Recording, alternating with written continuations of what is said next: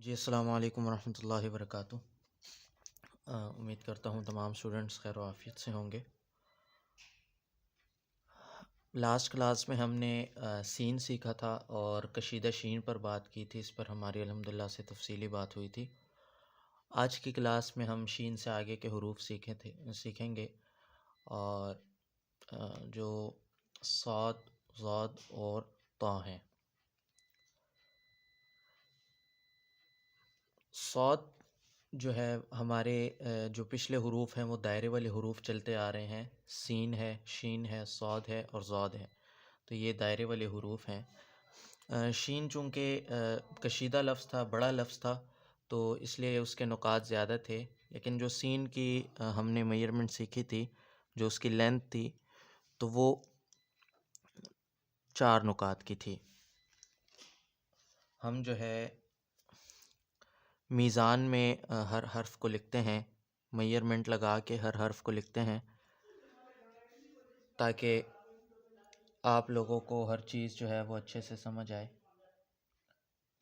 मीज़ान के बग़ैर कभी भी हुरूफ की प्रैक्टिस मत कीजिएगा, वरना आप लोगों का जो हाथ है वो उस तरह से हुरूफ पर नहीं बैठ सकेगा।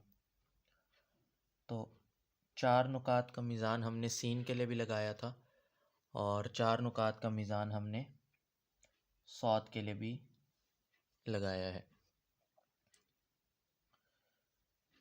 जो हमारे 6 नुकात के मीज़ान है, 6 नुकात के मीज़ान में ये 4 नुकात जो है दायरे वाले हुरूफ के लिए होते हैं। ऊपर 2 नुकात लगाऊं तो 6 नुकात का मीज़ान पूरा हो जाएगा। तो हमारी जो शुरू से एक लाइन चलती आ रही है 2 नुकात भी नीचे छोड़ के, तो वो ये वाली है। और दायरे के लिए, दायरे वाले हुरूफ के लिए मैंने कहा था कि आप लोग अगर अपने हिसाब के मेजरमेंट लगाना चाहें तो एक लाइन यहाँ पर 4 नुकात पर भी लगा सकते हैं। मतलब 6 नुकात के मीज़ान में आप लोग 4 लाइनें भी लगा सकते हैं। एक सबसे ऊपर, एक 2 नुकात के बाद, फिर 2 नुकात के बाद और एक सबसे नीचे। तो इससे ये है कि जब आप लोग दायरे वाले हुरूफ लिखेंगे तो आप लोगों को अंदाज़ा होगा कि कहाँ से हमने शुरू करना है और कहाँ पर ख़त्म करना है।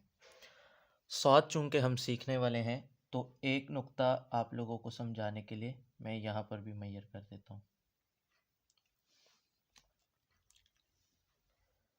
सौद के लिए आप लोगों ने अपना कलम जो है वो 90 पर रखना है, बिल्कुल यहाँ पर 90 पर रखने के बाद एक नुक्ते तक थोड़ा सा ऊपर आए।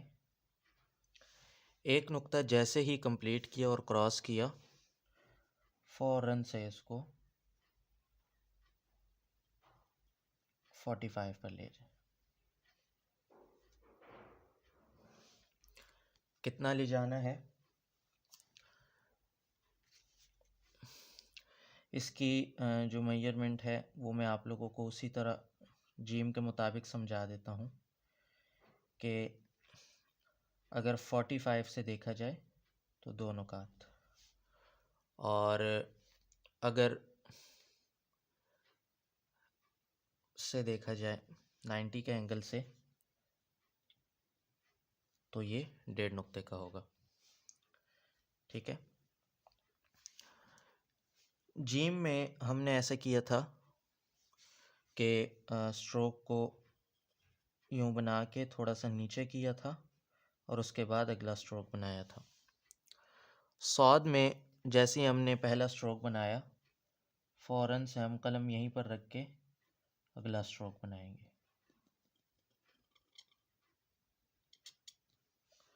यूँ थोड़ा सा गोल नुमा होगा, सीधा नहीं होगा। ठीक है। जब हम एक नुक्ता इसके पहले स्ट्रोक से आगे आए तो हम दायरा बनाएंगे। 80 के एंगल पे कलम रख के नीचे लाएं, और जैसा सीन का दायरा है इसके हाफ तक पहुंचा के फिर जुल्फ़ बनानी है, उसी तरह का आप लोगों ने एक दायरा बना लेना है।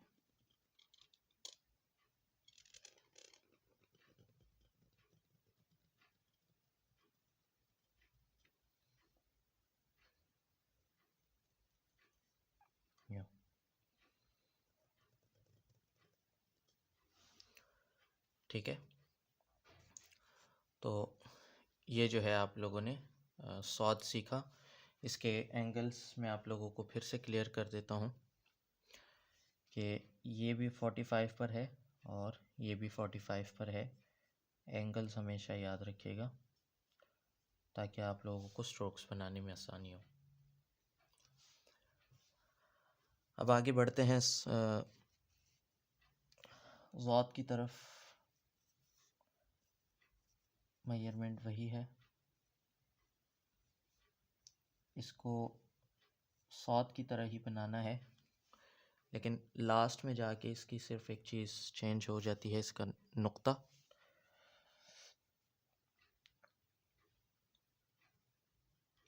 एक नुक्ते तक कंप्लीट करके फ़ौरन से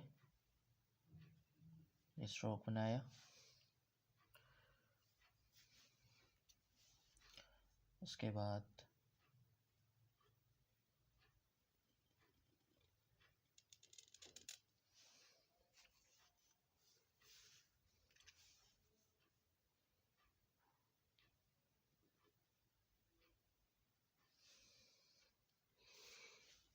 इसका ये हाफ याद रखिएगा।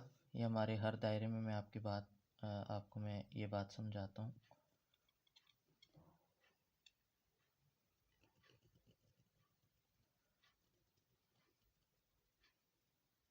ये इसके हाफ तक जब हम पहुँचे तो आप लोगों ने नुक्ता गिराना है जैसा कि हमने नुक्ता गिराया था ता में, यूँ। ठीक है, ये ज़ौद का नुक्ता होगा, ये सौद और ये ज़ौद। अब कुछ स्टूडेंट्स ये सवाल करेंगे कि सर हमने ता में जब ये बनाए थे तो ये दो नुकात थे, अब ज़ौद में भी हम इसको ऐसे ही बना रहे हैं, तो ये तो दो नुकात ऐसे लगते हैं, तो एक नुक्ता ये ऐसा लग रहा है।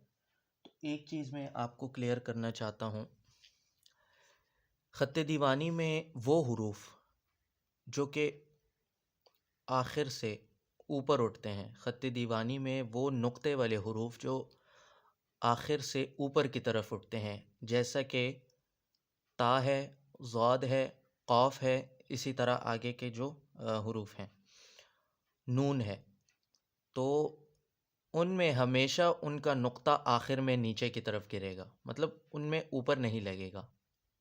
ठीक है, मुफ़रदात में ऐसा ही है। मुफ़रद में जैसे आप लफ्ज़ अल-अर्ज़ लिख रहे हैं, किसी जो है आयत में लिखते हुए लफ्ज़ अल-अर्ज़ लिख रहे हैं, तो अर्ज़ में नुक्ता आप लोग यहाँ नहीं बल्कि आखिर में लगाएंगे।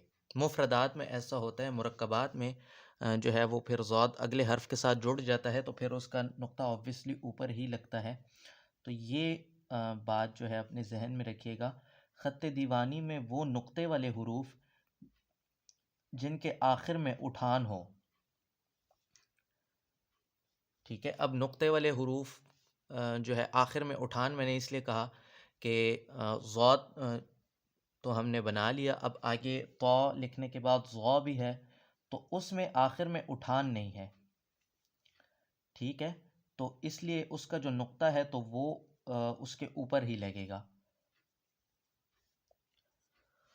तो इस बात को हमेशा याद रखिएगा, ख़त्ते दीवानी में वो नुक्ते वाले हुरूफ जिनके आखिर में उठान हो, वो हमेशा जो है उनका नुक्ता उनके आखिर में लगेगा, चाहे वो एक नुक्ता है चाहे वो दो नुक्ते हैं। अब फ़ा में भी जो है आखिर इसी तरह से नुक्ता गिरेगा, तो अब फ़ा भी एक है, और इसी तरह जब हम आगे क़ाफ़ लिखेंगे तो क़ाफ़ में भी इसी तरह है।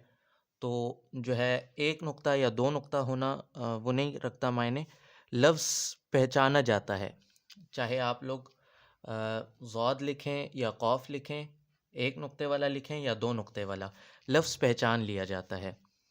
ठीक है, अब हम जो है वो तौ सीखते हैं। तौ इंतहाई आसान है, इसका जो फर्स्ट स्ट्रोक है तो वो लगभग सौद की तरह ही है।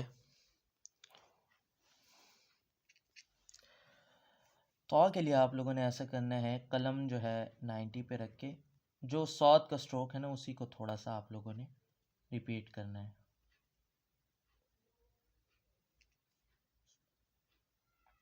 ठीक है, एक नुक्ते तक 90 पे, फिर आगे मैं इसको 45 पर ले गया। अब सौद में तो चूंकि हमने इसको आगे दायरे के साथ जोड़ना था, तो इसलिए जो है हमें इसको जो है थोड़ा सा इसकी जो अंदर की आंख है इस वजह से ये थोड़ी सी तंग बन जाती है। लेकिन तौ में चूंकि आगे फिर कोई जोड़ नहीं है, तौ डायरेक्टली ख़त्म होता है, तो इसलिए तौ की जो ये आंख है ये अंदर से थोड़ी सी इसकी बनिस्बत खुली होगी। और दूसरा, इसका जो स्ट्रोक है वो अलिफ़ की तरह तो बनता है, अलिफ़ के लास्ट स्ट्रोक की तरह, लेकिन अलिफ़ में गहराई ज़रा ज़्यादा होती है, उसमें हम नीचे ला के फिर उसके बाद जो है वो मूव करते हैं। लेकिन तौ में जो है हम डायरेक्टली नीचे आएंगे। देखिए,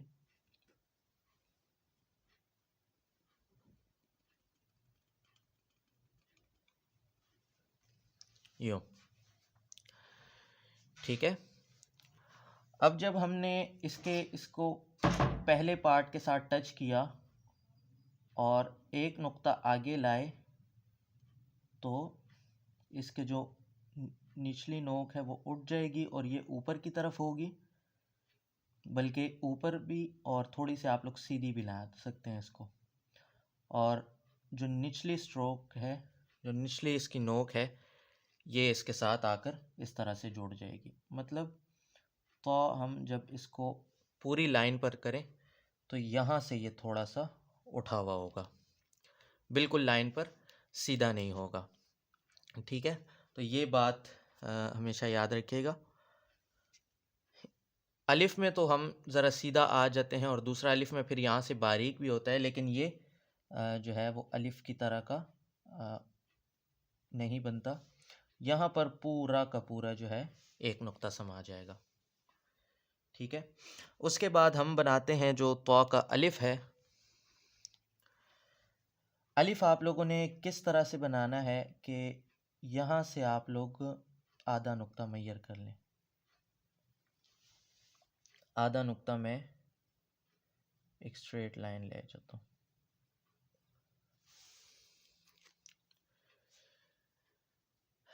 ठीक है, और ये मेरे पास चूंकि दो नुकात हैं, इस लाइन से एक नुक्ता ये और एक नुक्ता ये, तो तौ जो है वो इसका अलिफ भी जो है वो दो नुकात में बनेगा।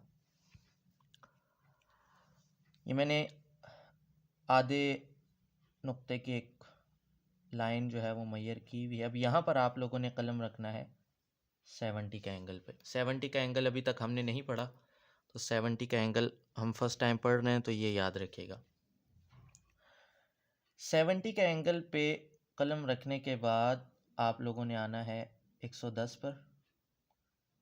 110 के ज़ाविये पर आने के बाद इसको हल्का हल्का बारीक करके इसके साथ यूँ टच कर देना है। ठीक है, इसके जो 70 का स्ट्रोक है वो थोड़ा सा शार्प होना चाहिए, पता लगना चाहिए। ठीक है, ये जो है यहाँ पर डायरेक्टली पतला होगा।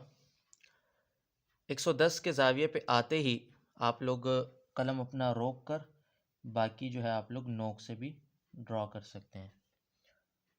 ठीक है, तो ये बात हमेशा याद रखिएगा। मतलब इसकी जो लहर है, इस स्ट्रोक की जो लहर है वो आप लोग देख लें, तो ये यूं आते आते यहाँ पर इसकी थोड़ी सी आप लोग जुल्फ़ निकाल दीजिए, तो आप लोगों को ख़ुद ब खुद अंदाज़ा हो जाएगा। ठीक है, और स्वाद में भी आप लोग थोड़ी थोड़ी ये जुल्फ़ बाहर निकाल सकते हैं, इससे स्वाद और ज़ात की जो ख़ूबसूरती है वो अच्छी लगती है। ठीक है, तो उम्मीद करता हूँ कि आप लोगों को ये हरूफ समझ आ गए होंगे बहुत अच्छे से। एंगल्स हमेशा याद रखिएगा, 70 का ज़ाविया और फिर 110 का ज़ाविया, और यहाँ पर भी जो है 45 का ज़ाविया और ये भी 45 का ज़ाविया, और यहाँ पर जो है 80 का ज़ाविया।